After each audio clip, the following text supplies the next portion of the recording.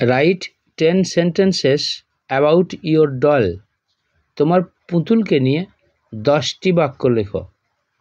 I have a very cute doll. আমার একটা খুব সুন্দর পুতুল আছে। My father has presented it on my birthday. আমার বাবা আমার জন্মদিনে এটা উপহার দিয়েছেন। I call her Ruby. আমি ওকে রুবি বলে ডাকি। My doll has a pink dress. আমার পুতুলের গোলাপি রঙের একটি পোশাক আছে। It's cheeks are rosy. এটার গালগুলো হলো গোলাপি। Ruby has brown hair and blue eyes. রুবির চুল বাদামি এবং চোখ নীল।